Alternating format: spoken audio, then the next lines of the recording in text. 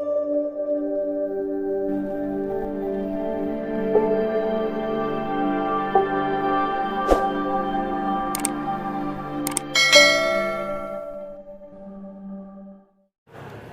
Isaac Newton एक जाना पहचाना नाम। विज्ञान के इतिहास में एक बहुत बड़ा नाम है सर आइजक न्यूटन। इन्होंने खुद दावा किया है कि जब वो बगीचे में टहल रहे थे तब एक सेब के पेड़ से एक सेब नीचे गिरा और सेब को नीचे गिरते हुए देखकर उन्होंने सोचा कि ये जो सेब है ना तो लेफ्ट गिरा ना राइट गिरा ना ऊपर गया, सीधा कहाँ पर आया, तो बोले जमीन पर आया।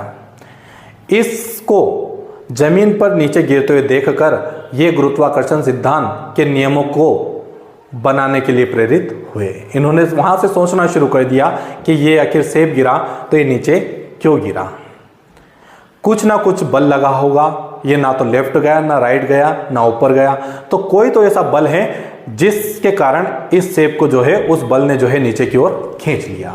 फिर इन्होंने सोचा कि ये थोड़ा इधर उधर भी नहीं गया, सीधा नीचे ही क्यों आया। तो इन्होंने देखा कि नहीं, ये पृथ्वी है, पृथ्वी का केंद्र जो है, केंद्र की ओर जो है ये सेब नीचे की ओर गिरा, मतलब केंद्र से ही यहाँ पर गुरुत्वाकर्षण बल जो है सेब पर आरोपित हुआ और जो सेब जो है जमीन पर गिर गया। तो इन्होंने यहीं से सोचना शुरू कर दिया, यहीं से बताया फिर कि नहीं, कुछ एक एरिया है, कुछ क्षेत्र है, उस क्षेत्र के अंतर्गत ही ऐसा होगा। तो क्षेत्र क्या है, तो पृथ्वी का एक गुरुत्वीय क्षेत्र कहा जाता है। उस क्षेत्र के अंदर ही यदि कोई वस्तु है तो उस वस्तु को पृथ्वी अपनी ओर क्या कर लेती है, आकर्षित कर लेती है। ऐसा बताया किन्होंने, सर आइजक न्यूटन ने।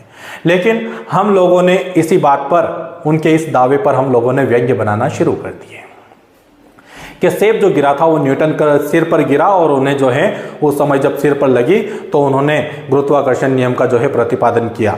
तो दोस्तों ऐसा नहीं, ऐसा दावा इन्होंने न्यूटन ने नहीं किया कि उनके जो सेब है उनके सिर पर गिरा। सेब नीचे गिरते हुए जरूर गुरुत्वाकर्षण का प्रतिपादन किया, लेकिन हम लोगों ने व्यंग्य बनाए हैं, हम लोगों ने एक कॉमेडी बना दी यहाँ पर कि जो सेब है उनके सिर पर गिरा, उनको चक्कर आए और जो है उन्होंने गुरुत्वाकर्षण के सिद्धांतों का प्रतिपादन किया। सेब जो है जमीन पर गिरा था अब, और जमीन पर गिरते हुए देखकर इन्होंने गुरुत्वाकर्षण के सिद्धांतों का प्रतिपादन किया। अब बात यह आती है कि उस सेब का क्या हुआ और उस पेड़ का क्या हुआ, उस सेब के पेड़ का क्या हुआ। सेब का पता नहीं क्या हुआ, कोई खा गया या वो पता नहीं क्या हुआ, लेकिन उस पेड़ का, यहां पर न्यूटन के स्कूल वाले दावा करते हैं, द किंग्स स्कूल ग्रांथम वाले जो है कह रहे थे कि उस पेड़ को जो है हमने खरीद लिया है। क्या बोल रहे थे, क्या बोला उन्होंने कि उस पेड़ को हमने खरीद लिया, लेकिन फिर कुछ समय पश्चात उस पेड़ को जड़ सहित जो है वापस बगीचे में जो है लगा दिया गया था। ये सर आइजक न्यूटन जो है इंग्लैंड के एक बहुत बड़े वैज्ञानिक है। ये इनका जो निवास स्थान है वो इंग्लैंड का है। इनका जन्म जो है 4 जनवरी 1643 में हुआ था। सर आइजक न्यूटन का जन्म 4 जनवरी 1643, यानी आज से लगभग 400 साल पुरानी बात है। ये सन 1643 में इनका जन्म हुआ। इसके बाद इन्होंने जो है, ये जब इनके जन्म से 3 महीने पहले ही इनके पिताजी की मृत्यु हो जाती है, और जब ये 3 साल के थे तब इनकी माताजी जो है दूसरी शादी कर लेती है। इनके पिताजी जिनकी मृत्यु हो गई वो जो है एक सक्षम किसान थे और उनका नाम भी जो है आइजक न्यूटन था। जब इनकी माताजी ने, जब ये 3 साल के थे तब इनकी माताजी ने दूसरी शादी की, तो सर आइजक न्यूटन को इनके जो सौतेले पिता थे वो बिल्कुल पसंद नहीं थे। ये इनके नानी जी के घर चले गए और वहाँ पर इन्होंने अपनी पढ़ाई शुरू की। ये जब 12 वर्ष से 17 वर्ष के बीच, यानी इन्होंने 12 वर्ष और 17 वर्ष, 12 वर्ष से लेकर 17 वर्ष तक प्रारंभिक शिक्षा प्राप्त की थी the Kings school of Grantham. कहाँ से? The Kings school of Grantham से, यहाँ से इन्होंने पढ़ाई, इनकी प्रारंभिक शिक्षा प्राप्त की। फिर इनको स्कूल से निकाल दिया गया था, किसी कारणवश इनको स्कूल से निकाल दिया गया। इच्छा थी, इनके किसी टीचर के कहने पर वापस इनको इसी स्कूल में एडमिशन दे दिया गया। एडमिशन दे दिया गया, फिर ये आगे की पढ़ाई जो है जारी करते हैं, कंटिन्यू रखते हैं, जारी रखते हैं। उसके बाद सन 1600 इन्होंने गणित के क्षेत्र में भी कई सारे योगदान दिए। तो सन 1665 में इन्होंने द्विपद प्रमेय का जो है प्रतिपादन किया। द्विपद प्रमेय जो कि आज बहुत कठिन प्रमेय लगता है, द्विपद प्रमेय का जो है सन 1665 में इन्होंने प्रतिपादन किया। सन 1666 में दृश्य प्रकाश की खोज की।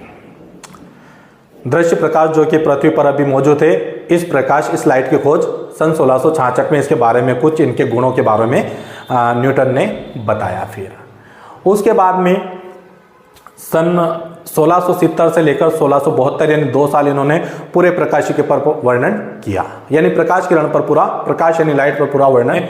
तो वर्णन करने के बाद इन्होंने अपवर्तन का नियम का प्रतिपादन किया और प्रिज्म के द्वारा वर्ण विक्षेपण यानी प्रकाश का वर्ण विक्षेपण यहाँ पर उन्होंने समझाया इन 2 साल में।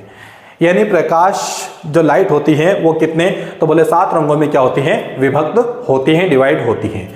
कुल मिला के ये बताया गया है कि जो प्रकाश लाइट है, जो लाइट है वो लाइट के अंदर कितने रंग होते हैं, तो कुल मिला के 7 रंग होते हैं, ऐसा सर आइजैक न्यूटन ने बताया। उसके बाद इसके जस्ट बाद ही इन्होंने गुरुत्वाकर्षण सिद्धांतों का जो है प्रतिपादन करना शुरू कर दिया था और इन्होंने गुरुत्वाकर्षण सिद्धांत की जो है खोज की थी। उसके बाद में इनको कुछ बीमारी से पीड़ित थे, तो 31 मार्च सन 1727 में इनकी जो है मृत्यु हो जाती है। 31 मार्च सन 1727 में इनकी मृत्यु हो जाती है। तो दोस्तों, सर आइजैक न्यूटन एक बहुत बड़ा नाम है और बहुत बड़े वैज्ञानिक थे और बहुत कुछ सीख दे गए हमें, बहुत कुछ नियमों का प्रतिपादन करके गए हैं।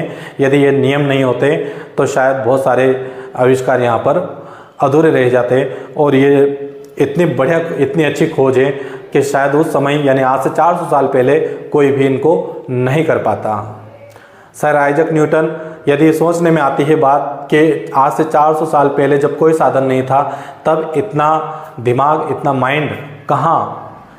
तो दोस्तों, एक सरल स्वभाव के व्यक्ति जैसा मैं चेहरा मैंने आप बनाया, यहाँ पर बाल बड़े बड़े हैं उनके, कुल मिला के यहाँ से यही प्रूफ होता है कि उनको जो है इतने अपने आविष्कार जो अपने प्रतिभा सिद्धांत में इतने खो गए थे कि उनको कोई जो है फुर्सत ज़्यादा नहीं थी, ज़्यादा समय इधर उधर नहीं गंवाया होगा उन्होंने और पूरा जो है अपनी पढ़ाई पर ध्यान देते हुए ये सभी सिद्धांतों की जो है खोज की थी।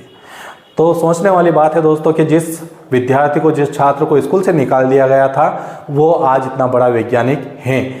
जो सबसे अधिक प्रभावशाली वैज्ञानिक, जब सर्वे हुआ 2005 ब्रिटेन में, तो सबसे अधिक प्रभावशाली वैज्ञानिक साबित हुए थे सर आइजैक न्यूटन, यानी अल्बर्ट आइंस्टीन से भी प्रभावशाली वैज्ञानिक है यहाँ पर सर आइजैक न्यूटन।